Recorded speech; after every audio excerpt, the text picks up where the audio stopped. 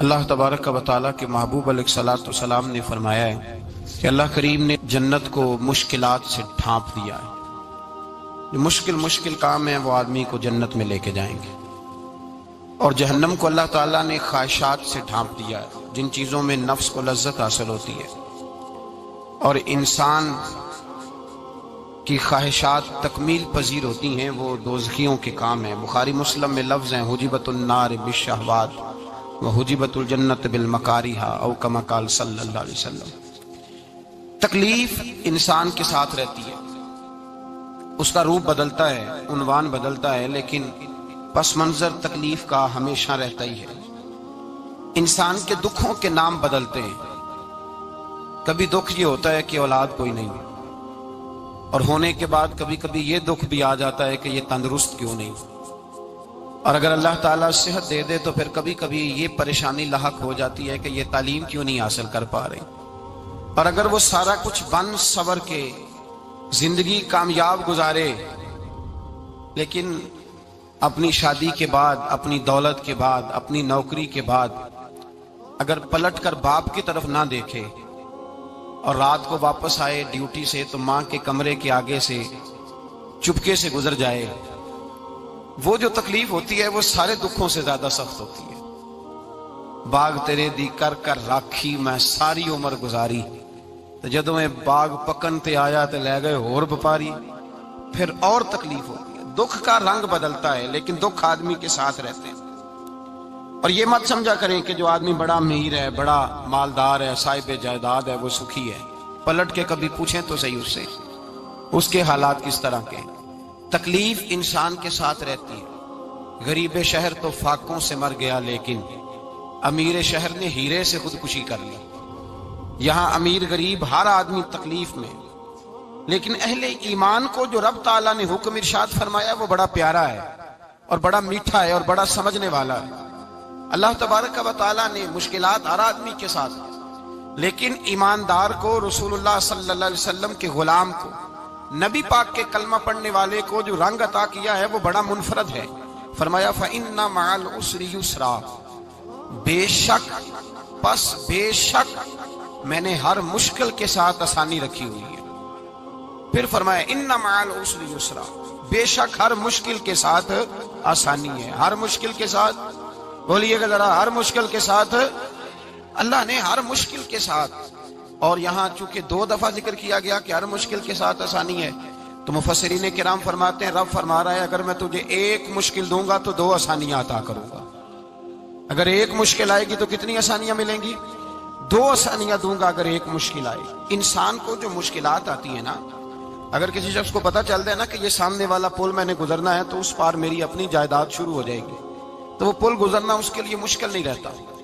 اگر کسی کو پتہ چل جائے کہ بس یہ 2 سڑکیں ہیں میں نے عبور کرنی ہے، پھر میرے لیے سفر آسان ہو جائے گا، تو وہ جھٹ پٹ گزر جاتا ہے، نہ دھوپ دیکھتا ہے، نہ تھکاوٹ دیکھتا ہے، نہ رش دیکھتا ہے، نہ گاڑیوں کی ریل پیل دیکھتا ہے، گزر جاتا ہے۔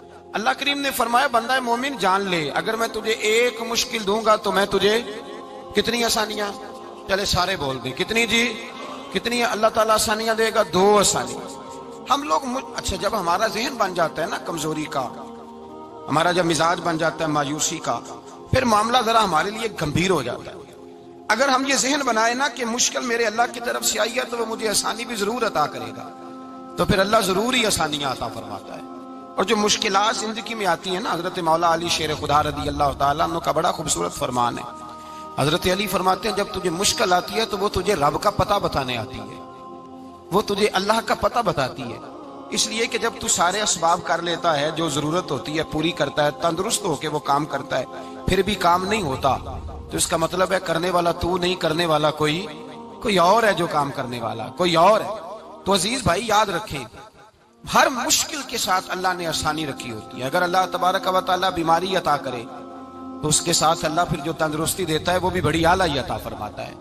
اگر اللہ کبھی غربت دے تو پھر اس کے بعد جو اللہ تعالیٰ آسانی دیتا ہے وہ بھی بڑی اعلیٰ عطا فرماتا ہے۔ اگر کہیں سے آپ کو دکھ ملتے ہیں تو پھر جب سکھوں کا وقت آتا ہے تو پھر گنے نہیں جاتے۔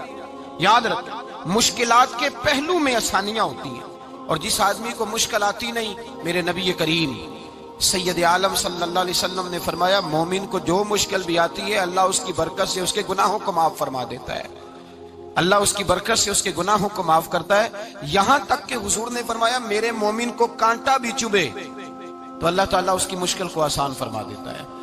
دو بزرگ بیٹھے تھے، ایک حضرت احمد رحمت اللہ علیہ اور ایک حضرت شرف الدین منیری رحمت اللہ علیہ۔ تو حضرت شرف الدین منیری کہنے لگے کہ دوست اصل میں وہ ہوتا ہے جو دوست کی طرف سے آنے والی تکلیف پر صبر کرے، جو اللہ کی طرف سے آنے والی تکلیف پہ صبر کرے وہ اللہ کا محبوب ہوتا ہے۔ تو حضرت احمد فرمانے لگے نہیں مجھے تیری بات کی سمجھ کوئی نہیں آئی، صبر کرے وہ اللہ کا دوست ہے، مصیبت پہ صبر کرے۔ تو کہا جناب پھر اگر نہیں سمجھ آئی تو آپ بتا دیں اللہ کا دوست کون ہے؟ تو آپ فرمانے لگے جو محبوب کی طرف سے آنے والی مصیبت کو اس کا تحفہ سمجھ کے قبول کرے وہ اصل دوست ہوتا ہے، اس کا تحفہ سمجھ کے قبول کرے، اپنے رب کا تحفہ سمجھے، مالک کا تحفہ سمجھے کہ اس نے مجھے تحفہ دیا ہے، مجھے کسی مشکل میں ڈالا ہے۔ تو رب کریم بلا مثال و بلا تشبیہ سمجھانے کے لیے اللہ جب کسی کو مشکل میں ڈالتا ہے، کافروں کو تو اس نے موجیں کرائی ہوئی ہے، بڑی بڑی سہولتیں دی ہوئی ہیں، مشکل میں ڈب بھی ڈالتا ہے، اپنے نیک بندوں کو ہی ڈالتا ہے۔ نمرود اور فرعون کے پیروں میں کانٹا بھی نہیں چبھتا تھا، ان کو تکلیف نہیں آتی، تکلیف کسے آتی تھی؟ اللہ کے نیک بندوں کو تکلیف آتی تھی۔ حضرت رابعہ بصریہ جب تک زندہ رہی تب تک بیمار رہی، جس دن طبیعت ٹھیک ہوتی تو کہتی اے اللہ تو کہیں مجھ سے ناراض تو نہیں ہو گیا، تو کہیں ناراض تو نہیں مولا جب تو مجھے تکلیف دیتا ہے تو میں رو کے تیری عبادت کرتی، جب مجھے دکھ ہوتے ہیں تو میں سجدے میں تڑپتی، اور خدا بندہ اب تو میں سکھی ہوں، موج میں ہوں، مجھے رونا ہی نہیں آ رہا، تو خدا بندہ تو کہیں ناراض تو نہیں ہو گیا مجھ سے؟ دکھ تو اچھے ہوتے ہیں، دکھ تو پیارے ہوتے ہیں، اور دکھوں کے بعد جو اللہ آسانی دیتا ہے اس آسانی کا پھر کیا ہی کہنا۔ اس حضرت ایوب علی نبینا علیہ الصلوۃ والسلام بیمار رہے، 60 سال اللہ نے تندرستی دی۔ کتنے سال بولے؟ 60 سال، غور کرنا بات پر، 60 سال علیل رہے، پھر بیمار ہو گئے، 18 سال ہو گئے بیمار ہوئے۔ زوجہ کہنے لگی دعا کر لیں آپ کو اللہ صحت دے دے۔ ہمیں اگر کوئی بندہ پوچھ لینا کہ بھائی کبھی کوئی خاص بات تو سناؤ، تو ہم جو ساری زندگی سکھ کے ساتھ سوئے ہوتے ہیں وہ بات نہیں سناتے، وہ جو ایک رات درد سے نیند نہیں آتی اس رات کا قصہ سناتے ہیں، کہتے ہیں وہ میرے الٹے دانت میں درد تھا تو میں ساری رات سو نہیں سکا۔ او بھائی جو ساری زندگی سویا ہے اس کا تو ذکر نہیں کر رہا، اور ایک رات جو تجھے نیند نہیں آ رہی۔ کسی سے پوچھا جائے، ڈاکٹر کہتے ہیں 360 ہڈیاں ہوتی ہیں وجود میں، کسی سے پوچھا جائے نا تیرا کیا حال ہے تو 359 ہڈیوں کا ذکر نہیں کرتا، جس گھٹنے میں درد ہے اس کا ذکر کرتا ہے، کہتا ہے یہ گھٹنے میں بڑی درد ہے۔ او بھائی باقی 359 ٹھیک ہے نا، ان کی بھی تو کوئی بات سنانا۔ حضرت رابعہ بصریہ رحمت اللہ علیہ کے پڑوس میں ایک نوجوان رہتا تھا، آپ کے پڑوس میں، تو وہ جب جو محلے میں بچے رہتے ہیں نا گاؤں میں، ان کا پتہ ہوتا ہے، پڑوسی تھا تو 34-35 سال نوجوان کی عمر ہو گئی، کبھی بیمار نہیں ہوا۔ ایک دن اس کی طبیعت علیل ہوئی، سر میں درد ہوا تو اس نے پٹی باندھ لی سرخ رنگ کی، باہر نکل کے آیا، حضرت رابعہ بصریہ علیہ رحمہ نے دیکھا تو فرمانے لگے بیٹے خیر ہے؟ لگا جی اماں جی سر میں بڑی درد ہے۔ آپ فرمانے لگے کتنی عمر ہو گئی؟ کہنے لگا 34-35 سال۔ فرمانے لگے پہلے تو کبھی درد نہیں نہ ہوئی؟ کہا نہیں اماں جی آج ہی ہوئی ہے۔ تو آپ فرمانے لگے 34 سال اللہ نے صحت دی ہے، تو نے شکر کی ایک پٹی بھی نہیں باندھی، اور آج درد ہوئی ہے تو شکوے کی پٹی تو نے فوراً ہی باندھ لی ہے، کچھ شکر کی پٹی بھی باندھنی چاہیے۔ حضرت ایوب 18 سال بیمار رہے، زوجہ کہنے لگی دعا کر لو، تو آپ فرمانے لگے بی بی سے کہ صحت کتنی دیر رہی؟ اس نے کہا 60 سال۔ تو آپ فرمانے لگے ذرا بیماری کو بھی 60 سال گزر لینے دو پھر دعا بھی کر لیں گے۔ یہ دعا کی، اللہ یہ لفظ کہے اللہ نے صحت دے دی، تندرستی آ گئی۔ ایک دن گھر میں بیٹھے بیٹھے زوجہ کہنے لگی کہ ایوب یہ بتاؤ دکھ اچھے کہ سکھ؟ آپ فرمانے لگے سارے دن ہی اللہ کے ہیں پر دکھ بڑے اچھے تھے، مجھ سے پوچھو تو دکھ بڑے اچھے تھے۔ کہا کس طرح؟ تو حضرت ایوب فرمانے لگے جب میں بیمار تھا تو 24 گھنٹے میں ایک دفعہ میرا رب میرا حال پوچھا کرتا تھا، ایک دفعہ میرا اللہ پوچھتا تھا ایوب تیرا حال کیا ہے؟ فرماتے ہیں 12 گھنٹے تو لذت ہی رہتی تھی کہ میرے رب نے میرا حال پوچھ لیا، اور اگلے 12 گھنٹے میں انتظار کرتا تھا مالک حال دوبارہ کب پوچھے گا۔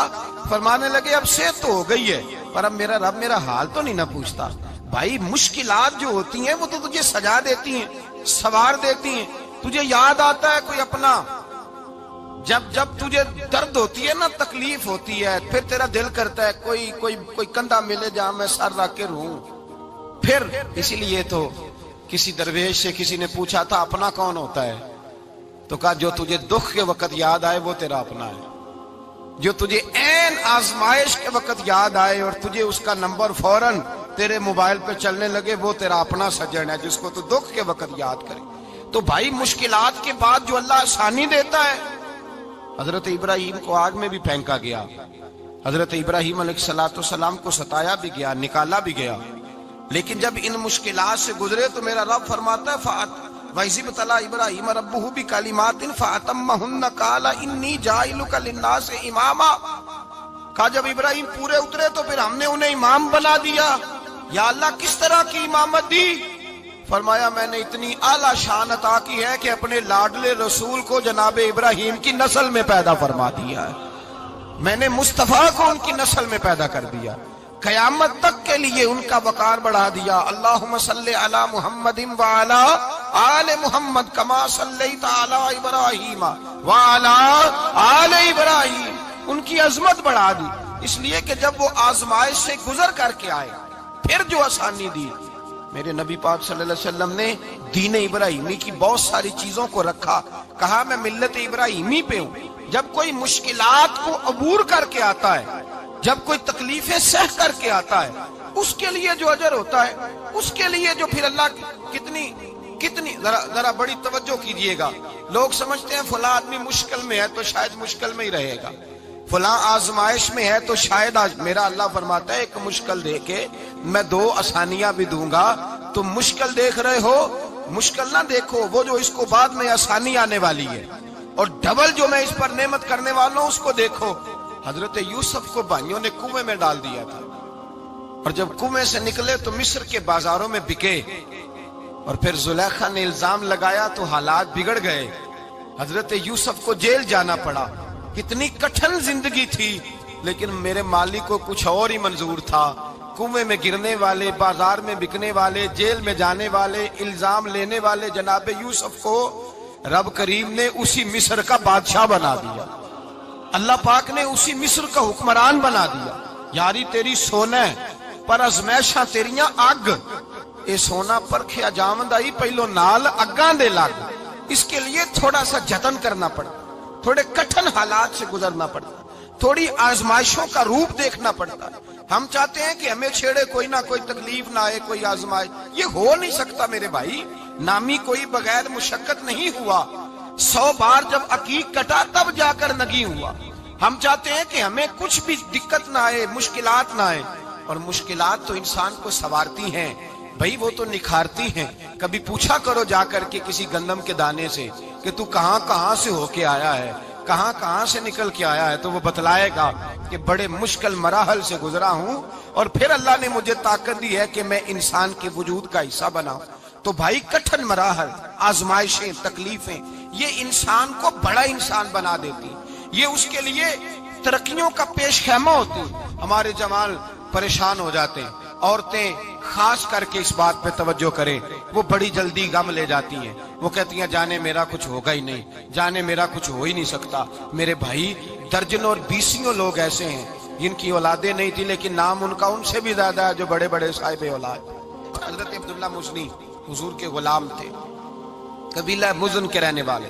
والد فوت ہو گئے، چچا نے پالا تھا، اسلام قبول کر لیا. چچا اسلام کا بڑا دشمن ہے، حضور کا نام آئے تو جلال کرتا، حسد اور بغض میں جل جاتا، بڑی اسلام کے ساتھ دشمنی اور عناد رکھتا ہے. حضرت عبداللہ کہتے ہیں پہلے تو میں عشق رسالت کو دباتا رہا، پھر یہ چنگاری شعلہ بن گئی، پھر کہ یہ ہلکا سا جذبہ سمندر اور صحرا کا روپ دھار گیا. فرماتے ہیں ماں تھی اور میں تھا. میں گیا جا کے چچا سے کہا میں نہیں رہ سکتا. کہاں جائے گا؟ تو میں نے دھیمے لہجے میں کہا میں مدینے جاؤں گا، اب میں رسول اللہ کے مدینے جاؤں گا، اب میرا گزارا نہیں ہوتا، اب میں جاؤں گا. کہتے ہیں چچا کہنے لگا اچھا تو وہاں جائے گا؟ تجھے میں نے پالا، میں نے پوسا، وہ مکان میں نے تجھے بنا کے دیا، تیری جیب میں جو پیسے ہیں میرے دیے ہوئے ہیں.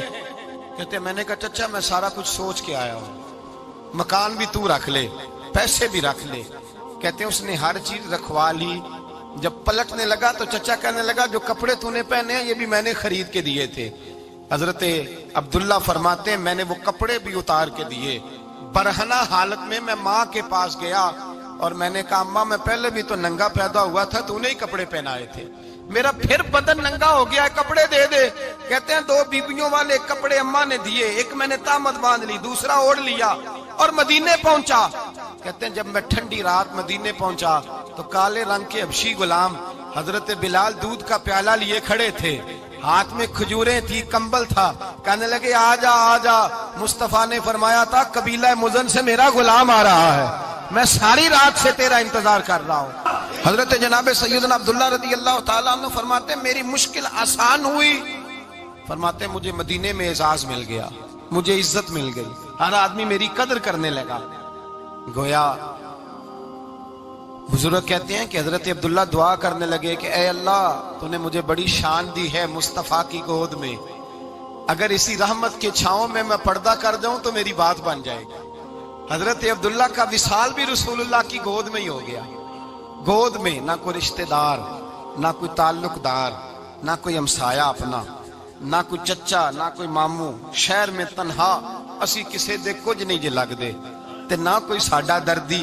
तन्हाई जनाजा उठा तो उठाने वाले कौन है? अबू बकर सिद्दीक, फारूक आजम, उस्मान गनी, मौला अली, हसनैन करीमैन जनाजे में शामिल। मेरे रसूल पाक सल्लल्लाहु अलैहि वसल्लम ने जनाजा पढ़ाया। देखो मुश्किल काटी थी तो आसानी का रंग देखो, आसानी का अंदाज देखो। हजरत सैयदना अबू दरदा रज़ी अल्लाह ताला अन्हु इरशाद फरमाते हैं मदीने में रिवाज था कि जब कब्र में उतारने लगते थे तो करीबी रिश्तेदार उतारा करते थे, पर अब्दुल्ला का तो रिश्तेदार ही कोई नहीं था मदीने में, कौन उतारे? फरमाया जब कब्र में उतरने लगे तो हजरत अबू बकर सिद्दीक और हजरत उमर फारूक उतर गए कि हम कब्र में उतारते हैं। रसूलुल्लाह ने फरमाया तुम बाहर निकलो, तुम क्यों कब्र में गए हो, बाहर आओ। कहते हम बाहर आए तो अल्लाह के रसूल अंदर गए। फरमाया कौन कहता है इसका कोई नहीं, मैं जो मौजूद हूँ।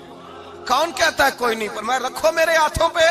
कहते हैं हुजूर के दस्ते मुबारक पे रखा और बाहर खड़े हम रश्क करने लगे कि वाह अल्लाह तेरा आसानी देने का रंग, आसानी। इसने मुश्किल बर्दाश्त की तो रब ने मुस्तफा के कदमों में आसानियां अता फरमाई। पसे और हुजूर ने कब्र में रखा, नबी पाक ने। मेरे दादा मुर्शिद कहते हैं इश्क सरकार की एक शम्मा जला लो दिल में, बाद मरने के कब्र में भी उजाला होगा। और मेरे आला हज़रत फरमाते हैं लहद में इश्क रुखे शाह का दाग लेके चले, लहद में इश्क रुखे शाह का दाग लेके चले।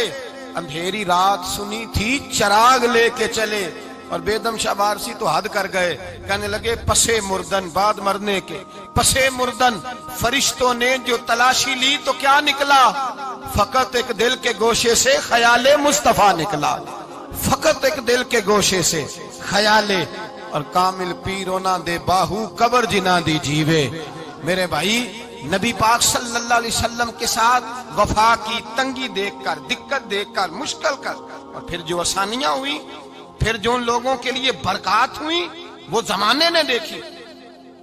हजरत जनाब सैयदना अली उल मुर्तजा शेर खुदा करम अल्लाह ताला वजहुल करीम की वालदा हजरत फातिमा बिनते असद रज़ी अल्लाह ताला, हजरत अली की वालदा, बड़ा प्यार किया मेरे नबी पाक के साथ। हुजूर इनके घर में रहे, इनके घर में परवरिश पाई।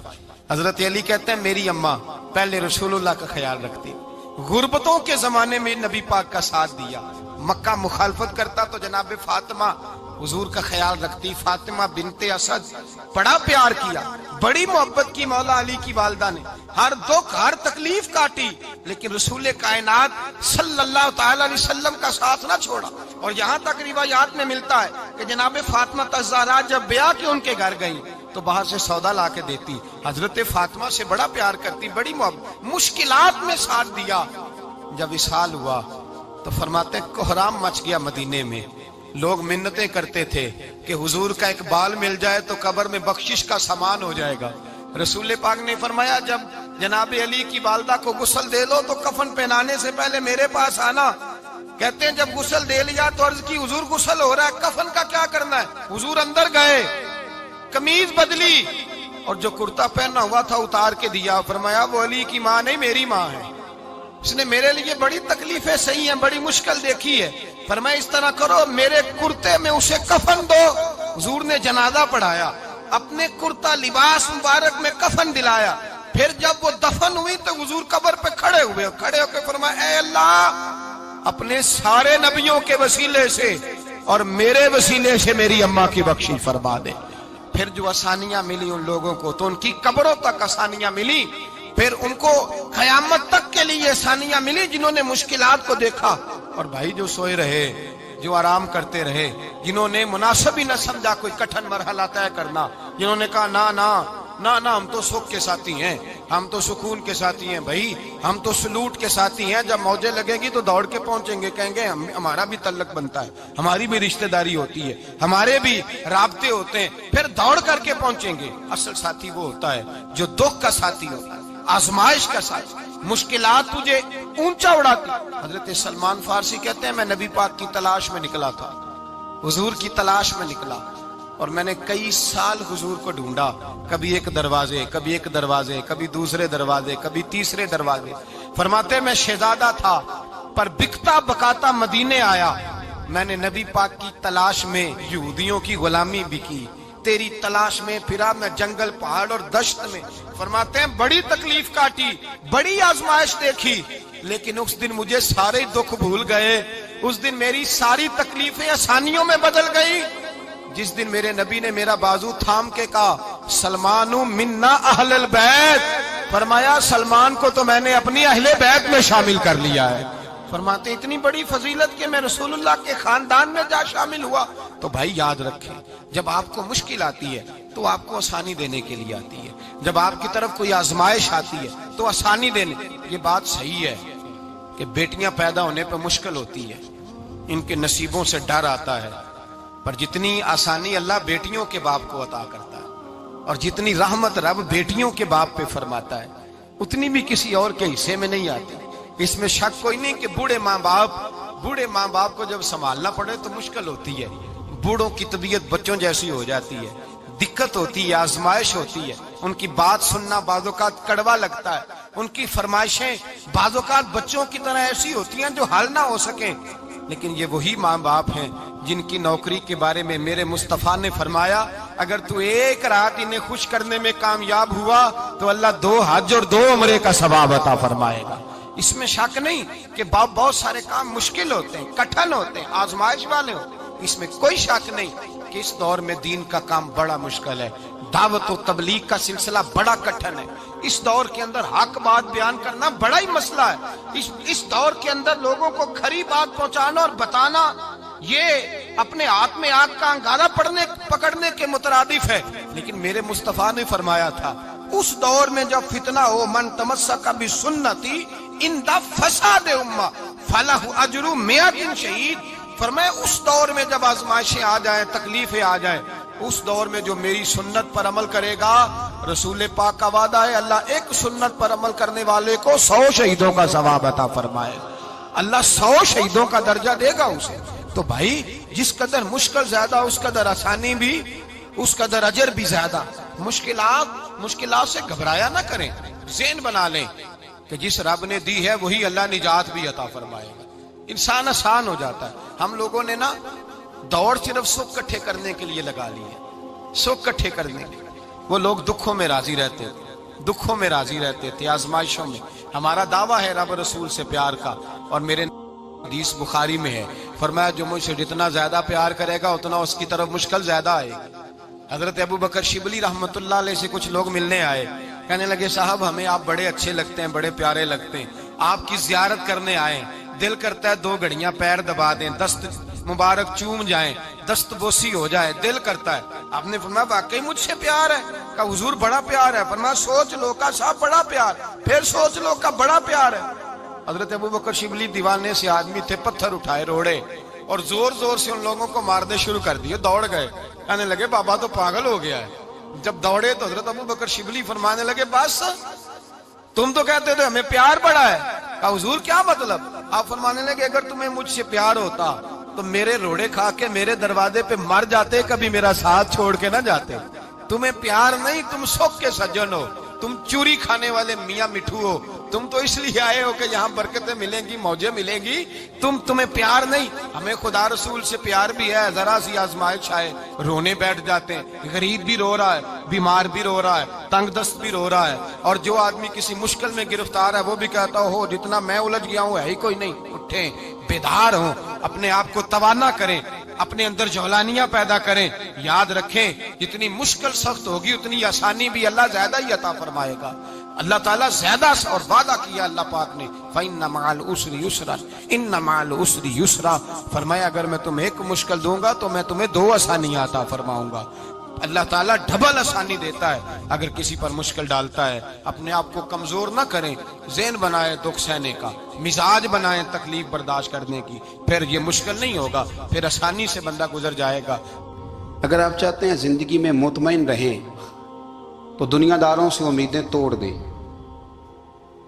اللہ اور اس کے رسول سے امید وابستہ کریں، اولیاء اللہ سے امیدیں وابستہ کریں، صحابہ اور اہل بیت سے امیدیں، اللہ اور اللہ والوں سے امیدیں، دنیا داروں سے امیدیں۔ آپ کو پتہ ہے دنیا دار کی تباہی کب ہوتی ہے؟ جب انہیں خوش آمدی مل جاتا ہے۔ چودھری کا بیڑا اس وقت غرق ہوتا ہے جب اسے چودھری کہنے والے زیادہ ہو جاتے ہیں۔ سیٹھ صاحب اور نواب صاحب بیچارے تباہ تب ہوتے ہیں بھولے پن میں، جب ان کے دائیں بائیں ریلا ہوتا ہے سیٹھ صاحب کہنے کا، لوگ انہیں کھانا چاہتے ہیں، پیار ان کا نہیں ہوتا، ان کی جیب کا ہوتا ہے، محبت ان سے نہیں ہوتی، ان کی کرسی سے ہوتی ہے، ضروریات کا پیار ہوتا ہے، تباہ کر دیا جاتا ہے۔ ہماری ساری توقعات دنیا داروں سے وابستہ ہو گئی ہیں، ناراض نہ ہونا۔ پیروں نے، مولویوں نے، درویشوں نے، انہوں نے بھی سیٹ رکھے ہوئے جلسوں کی صدارت کرانے کے لیے، یعنی مذہبی جلسہ ہے، اس میں بہت زبردست پڑھے لکھے صاحب تقوی عالم کا خطاب ہے، اور کی صدارت وہ بندہ کر رہا ہے جس نے عشاء کی نماز بھی نہیں پڑھی، وہ بندہ صدارت کر رہا ہے۔ کیوں؟ اس لیے کہ اس نے لاکھ روپیہ دیا محفل میں۔ خدا را دنیا داروں سے امیدیں چھوڑ دیں ورنہ آپ کمزور پڑ جائیں گے، آپ کی امیدیں ٹوٹیں گی۔ کتنا کمزور ہے وہ شخص جو 2-4 ہزار کے لیے کسی بندے کی چاپلوسی کرتا ہے، اس کے پیچھے بھاگتا ہے، خوش آمدیں کرتا ہے تھوڑے سے نوٹوں کے لیے، دکھ سکھ میں کام آئے گا اس کام کے لیے۔ میرے رسول کریم علیہ السلام نے فرمایا جس نے بندوں کو راضی کرتے کرتے رب کو ناراض کر دیا اس کی دنیا بھی گئی اور آخرت بھی گئی، اور فرمایا جس نے بندوں کی پرواہ نہیں کی اللہ کو راضی کیا، فرمایا اگر رب راضی ہو گیا تو لوگوں کے دلوں میں بھی محبت پیدا فرما دے گا۔ کیا ضرورت ہے خوش آمد کرنا دنیا داروں کی، سیٹوں کی، نوابوں کی، چاپلو۔ اور میں آپ کو ایک بات بتاؤں، ہوتا پتہ کیا ہے، یہ جو حب جا اور حب با ہوتی ہے نا، اس سے پیٹ نہیں بھرتا۔ آپ کو اگر خوش آمد کرنی ہے تو پھر آپ کو ساری زندگی کرنی ہے۔ پھر ان کو بھی پتہ ہوتا ہے کہ تعلق کس بنیاد پر ہے، اس میں کبھی بھی خلوص پیدا نہیں ہوتا۔ آپ بے چین رہتے ہیں، بے قرار رہتے ہیں، آپ کو تکلیف رہتی ہے ہمیشہ۔ کبھی بھی دنیا داروں سے امیدیں وابستہ نہ کریں۔ ایک بات سنیں بڑی شاندار، امام غزالی نے لکھی ہے۔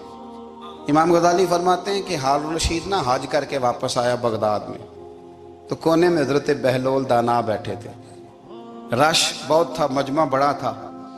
حضرت بہلول دانا بھی سڑک کے کنارے بیٹھے تھے، تو سپاہی کہنے لگے یہاں سے اٹھ جاؤ، فرمانے لگے ہارون الرشید کی زمین نہیں، زمین میرے رب کی ہے، میں کیوں اٹھوں؟ وہ قریب سے گزرا تو سلام لی، تو آپ نے اس کا پروٹوکول دیکھا تو فرمانے لگے ہارون الرشید تجھ سے تگڑے تگڑے موٹے موٹے پروٹوکول میں نے لوگوں کے دیکھے ہیں، اور یہ جو تیرے دائیں بائیں آج تیرے نعرے لگا رہے ہیں یہ پہلے ان لوگوں کے نعرے لگایا کرتے تھے، اور تھوڑا وقت گزرنے دے، جو تیرے بعد آئے گا نا یہ سارے پھر ان کے نعرے بھی لگائیں گے۔ تو جھوٹ کی دنیا میں زندہ ہے، ان سے تو نے امیدیں وابستہ کی ہیں، یہ کل اس کے نعرے لگائیں گے۔ اس کے دل پہ بڑا اثر ہوا، گھوڑے سے اتر آیا، آگے کہنے لگا حضور آپ نے مجھے بڑی اچھی نصیحت کی ہے، میرا دل بڑا ٹھنڈا ہوا ہے، میں نے سنا ہے آپ مقروض ہیں، کچھ لوگوں کا قرض، تو مجھے کوئی حکم ہی کر دیں۔ آپ ہنسنے لگے، فرمانے لگے یار تو بڑا ہی بیوقوف ہے، بڑا ہی بیوقوف ہے تو، میں تجھے نصیحت کر رہا ہوں تو مجھے الجھا رہا ہے، حضور کوئی حکم کر دیں۔ کیا خوبصورت انداز ہے رب کریم کے بندوں کا۔ حضرت بہلول دانا فرمانے لگے تیرا رب کون ہے؟ کہا اللہ، تو فرمایا میرا کون ہے؟ کہا اللہ۔ فرمانے لگے یہ تو نہیں نہ ہو سکتا کہ اللہ ہارون رشید کو دیتا رہے اور بہلول دانا کو بھول ہی جائے۔ یہ تو نہیں نہ ہو سکتا کہ ہارون رشید کو دیتا رہے اور بہلول دانا کو بھول جائے۔ فرمایا اس کا دل، اس کا ارادہ ہوا، ارادہ قدرت ہوا کہ بہلول مقروض رہنا چاہیے، تو اگر رب مجھے رکھنا چاہتا ہے، دکھ قبول محمد بخشا راضی رہن پیارے، اگر وہ چاہتا ہے میں مقروض رہوں تو میں بھی چاہتا ہوں کہ میں مقروض ہی رہوں۔ یہ تو نہیں نہ ہو سکتا کہ تجھے دے اور مجھے نہ دے۔ فرمایا میری تجھ سے کوئی امید نہیں، مجھے جب بھی دے گا میرا رب بھی دے گا، اور وہ دے گا تو پھر انشاءاللہ خزانے کھول کے دے گا۔ دنیا داروں سے امیدیں وابستہ کرنا، لوگوں کے پیچھے، یہ چھوڑ دیں، آپ بے چین رہیں گے، بے قرار رہیں گے۔ اللہ والوں سے ضرور امیدیں وابستہ کریں، اس لیے کہ ان کے پاس جو کچھ ہوتا ہے وہ دراصل رب کا ہی ہوتا ہے۔ لیکن سیٹھوں سے، نوابوں سے، سیاستدانوں سے باز آ جائیں، ہماری بڑی امیدیں وابستہ ہیں۔ میں اکثر کہتا ہوں جتنے پھیرے نوکری کے لیے دنیا دار کے دروازے پہ لگائے ہیں نا، اس سے کم دفعہ مسجد میں نفل پڑے ہوتے تو رب اتنی بڑی مہربانی فرما دیتا۔ تیسری بات یہ یاد رکھیں، اگر سکون لینا چاہتے ہیں نا، اگر سکون لینا چاہتے ہو نا، تو لوگوں کو ڈسکس کرنا بند کر دو۔ کس کو اللہ نے کتنے پیسے دیے ہیں وہ جانے اور اللہ جانے، کس کو اللہ نے کتنی گاڑیاں دی ہیں وہ جانے، اور لوگوں کو ڈسکس کرنا جی۔ یعنی میں ایک جگہ بیٹھا تھا تو ایک صاحب گاڑی والا گزرا، گاڑی میں بیٹھ کے، اس کا پڑوسی تھا، کہندے منہ ہے کار والا، میں کہ وہ تے ہے تاں ہی بیٹھا ہے، تے ہن میں کہ سمجھانا سی نا انہوں، میں کہ توں تے میں حساب لائیے بھی ساڈے کول کوئی نہیں، وہ تے ہے، لیکن نا اللہ نے اسے دی ہے نا، تو اللہ نے چاہا نا وہ کار میں بیٹھے، تو اس نے پھٹے پہ بیٹھ کے یہ تبصرہ کیا کہ منہ ہے کار والا، میں کہ ابھی وہ تے ہے تاں کار ہے۔ اب مجھے اور تجھے اندازہ لگانا چاہیے کہ ہم کیا یہ بحث ہے؟ یعنی اللہ کو چاہیے تھا معاذ اللہ کے پہلے تم سے پوچھتا کہ اسے کار دینی ہے کہ نہیں، کیا مطلب فضول بحث ہے؟ وہ چیز ہمیں اتنا تنگ کرتی ہے، اتنی تکلیف دیتی ہے کہ آپ یقین کریں سارا دن اسی کو ڈسکس کرتے ہیں، سارا دن۔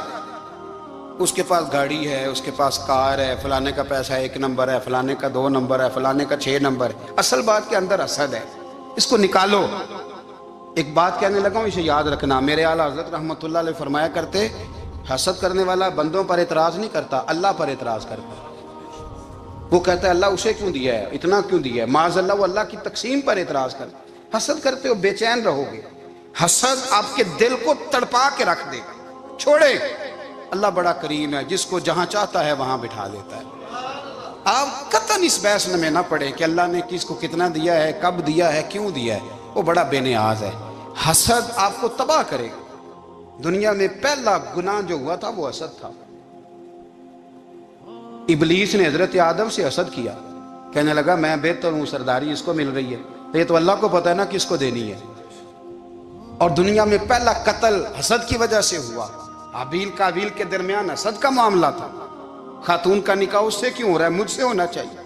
حسد تباہی کرتا۔ آپ یقین کریں، یعنی دکاندار کے سامنے دوسری دکان پڑتی ہے اور پریشان ہو جاتا ہے، وہ کہتا ہے میرا کیا بنے گا، لا حول ولا قوت الا باللہ العلی العظیم۔ یعنی تیرا کیا خیال ہے کہ تیرے حصے کی روٹی وہ کھا جائے گا؟ اتنا چھوٹا دل، یعنی تیرا موقف یہ ہے کہ تیرے حصے کا نصیب اس تک چلا جائے گا، یہ تیری خواہش ہے۔ ایک دوسرے کی کمزوریاں بیان کرنا، اس کا تو مال ہی ناقص ہے جی، اس کے تو پاس ہی کچھ نہیں، یہ تو کمزور لوگوں کا طریقہ ہے۔ میرے رسول کریم علیہ السلام گزر رہے تھے، پت جھڑ کا موسم تھا، خزاں کا موسم تھا، درختوں کے پتے جھڑ رہے تھے، صحابہ کو ساتھ لے کے حضور گزرے اور ایک درخت کی ٹہنی کو پکڑ کے حضور نے ہلایا۔ صحابہ فرماتے ہیں کہ چھم چھم اس کے پتے گرے، زمین پر ڈھیر لگ گیا۔ حضور نے فرمایا دیکھا تم نے کیا ہوا؟ حضور ہاں۔ فرمایا کتنی تیزی سے پتے جھڑے ہیں، صرف تنا رہ گیا ہے اور خالی ٹہنیاں رہ گئی ہیں، کوئی حسن بچا ہے؟ حضور نہیں۔ تو نبی کریم فرمانے لگے جو حسد کرتا ہے نا اس کی نیکیاں بھی اسی طرح جھڑ جاتی ہیں، اسی طرح۔ اور ایک جگہ حضور فرمانے لگے جس طرح راکھ لکڑی کو آگ کھا جاتی ہے، جس طرح لکڑی کو آگ جب آگ کھا جائے تو پھر لکڑی کو لکڑی نہیں کہا جاتا، راکھ کہا جاتا ہے، کوئلہ کہا جاتا ہے، اس کی اصل باقی یعنی اسے کھائی جاتی ہے۔ تو حضور علیہ الصلوۃ والسلام فرمانے لگے جس طرح آگ لکڑی کو کھا جاتی ہے، فرمایا اسی طرح حسد نیکیوں کو کھا جاتا ہے، نیکیاں رہتی نہیں۔ حسد کرنے والے کے پاس نیکیاں یعنی ان کی اصل شکل موجود، کبھی بھی حسد نہیں کریں۔ اللہ کی تقسیم ہے، جس کو چاہے جب چاہے جتنا چاہے عطا کرے۔ اور چوتھی بات میرے بھائی، کبھی بھی بغض نہ پیدا کریں۔ بغض والے لوگ بے سکون رہتے ہیں۔ بہت ساری کمزوریاں ہمارے اندر ہوتی ہیں نا، پھر اللہ ہماری روزی تو نہیں نہ بند فرماتا، یہ تو نہیں کہتا کہ زمین سے نکل جاؤ۔ اگر یہی والا معاملہ ہو جو ہمارا ہے کہ شادی پہ اس نے میرے ساتھ برا سلوک کیا تھا، اب ساری زندگی بغض رکھنا ہے، اگر یہی معاملہ فرشتے اللہ کی بارگاہ میں کہیں کہ یا اللہ اس نے فلانے دن شراب پی تھی، اب اس کو زمین میں نہیں رہنے دینا، نظام زندگی چلے گا؟ تو اگر اللہ ہمیں معاف کرتا ہے تو ہم بندوں کو معاف کیوں نہیں کرتے؟ آپ یقین کریں، اتنی لمبی عداوتیں، اتنا لمبا حسد، اتنا لمبا بغض، اتنا لمبا۔ حدیث میں نے پڑھی، میں حیران رہ گیا۔ میرے نبی کریم علیہ الصلوۃ والسلام نے فرمایا اپنی بیوی سے کبھی بغض نہ رکھنا، اگر اس کی ایک بات ناپسند ہو تو اسے چھوڑ کے وہ بات دیکھو جو تمہیں پسند ہے۔ میں اس حدیث کو پڑھ کے سوچنے لگا کہ کیا بیوی کا بھی بغض رکھتے ہیں لوگ؟ اب حضور نے کہا ہے تو اس کا مطلب ہے لوگ بیوی کا بغض بھی رکھتے ہیں۔ اب اس پر استدلال کر کے مجھے کہنا پڑے گا کہ سسرال والوں کا بغض بھی رکھتے ہیں، کہنا پڑے گا کہ بھائی کے سسرال والوں سے بھی بغض رکھتے۔ اس حدیث کی روشنی میں سمجھا کہ لوگ بھابھی کا بغض بھی بغض رکھتے ہیں، بغض، ورنہ عادتیں تو ہماری بھی کئی بری ہوتی ہیں۔ اگر عادات ایک وجہ بنے اختلاف کی تو عادتیں تو ہماری بھی کئی بری ہیں، لیکن ہم اپنی بری عادتوں سمیت اپنے آپ سے پیار کرتے ہیں، اور سامنے والے کی ایک بھی عادت بری ہو تو اس سے بغض رکھتے ہیں۔ بغض نہ پیدا کریں۔ میرے نبی پاک علیہ الصلوۃ والسلام نے فرمایا کچھ چیزیں تمہارے دین کو مونڈ ڈالیں گی، تباہ کر دیں گی، کاٹ دیں گی۔ حضور کون سی؟ فرمایا حسد، تکبر اور بغض، یہ تمہارے دین کو تباہ کر دیں۔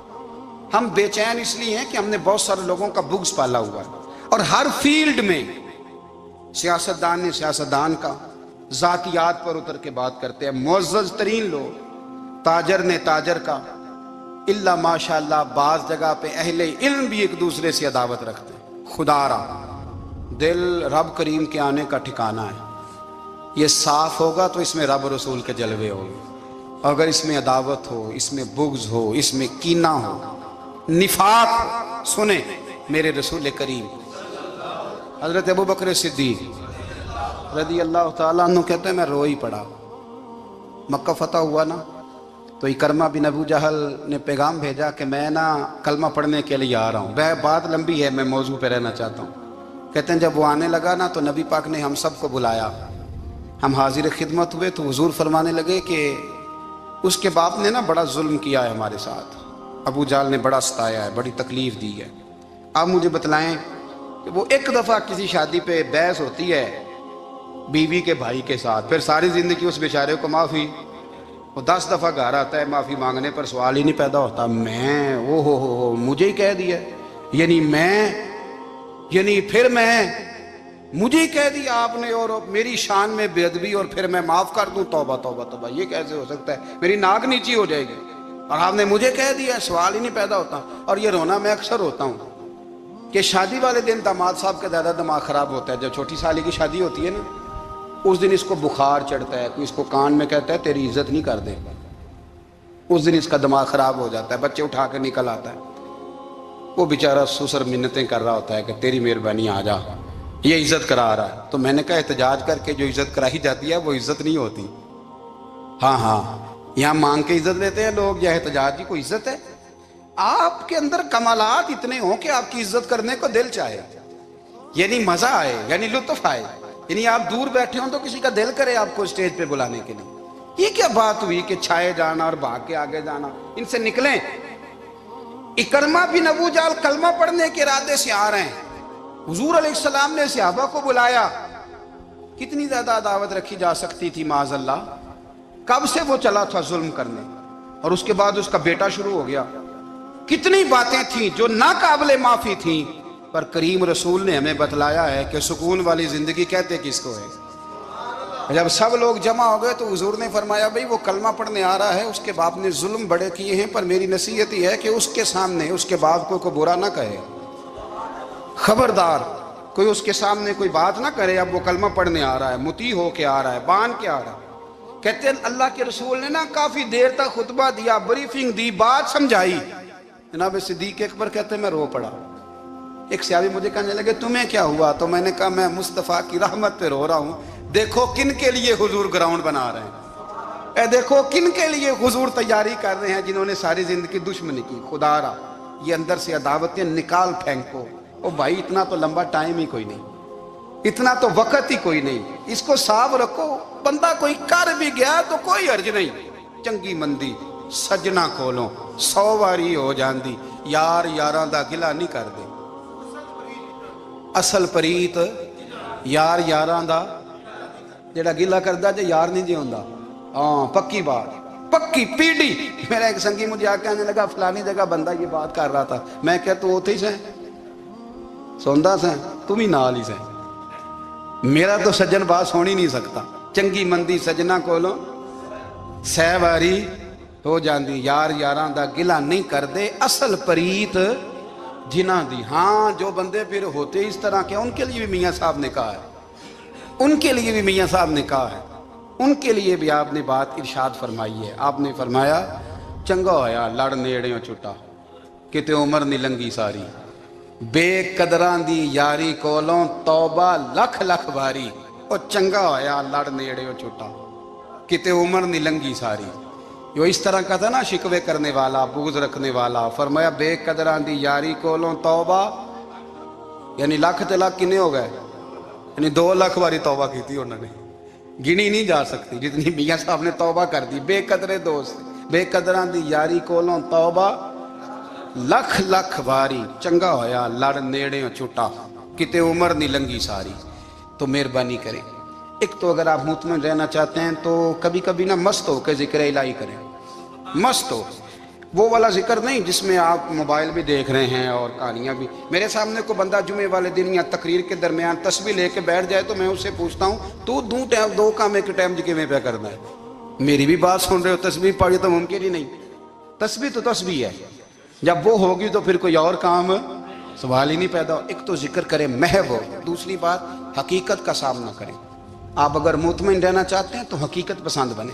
तीसरी बात हसद छोड़ दें, दूसरों को डिस्कस करना छोड़ दें। आप ये देखें कि अल्लाह ने मुझे क्या कुछ दिया, उस पर राजी रहें। और चौथी बात अदावत छोड़ दें, सीने में कीना छोड़ दें। आपकी ज़िंदगी मुतमईन हो जाएगी, आप खुशहाल रहेंगे। वो जो आप लफ्ज़ कहते हैं ना कि मैं बोर हूँ, मैं परेशान हूँ, उससे आप निकल आएंगे। अल्लाह हमें महबूब की ग़ुलामी में ज़िंदा रखे, ग़ुलामी में मौत।